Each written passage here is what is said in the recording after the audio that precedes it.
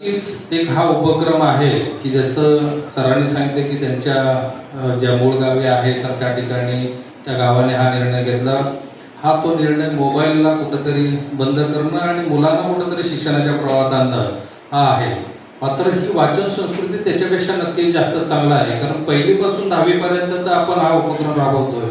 आणि ज्यावेळी हा उद्देश एकच उद्देश आहे की या गावामधनं, जसे की आपण साताऱ्यामध्ये बघितलं की जिथं भरपूर सैनिक आहेत जे देशाचं रक्षण करतात, असे सैनिक सातारा जिल्ह्यामध्ये आहेत. त्या ठिकाणी पूर्ण गाव आहे.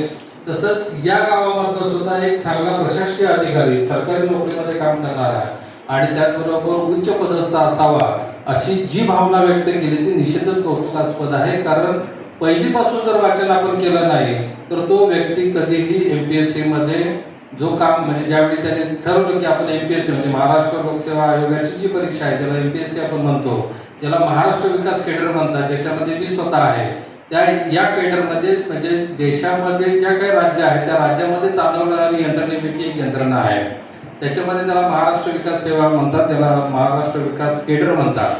त्याचबरोबर UPSC आहे जी की केंद्र शासनाची परीक्षा असते. त्याच्यामध्ये जे IAS ऑफिसर असतात, जसे की मुख्य कार्यकारी पोलीस अधीक्षक असतील किंवा त्यांच्या परीक्षावरचे महासंचालक वगैरे असतील, की जी उच्च पदस्थ जी काही मंडळी आहेत तर ती सुद्धा आपल्या प्राथमिक शाळेमध्ये शिकून गेलेली आहे.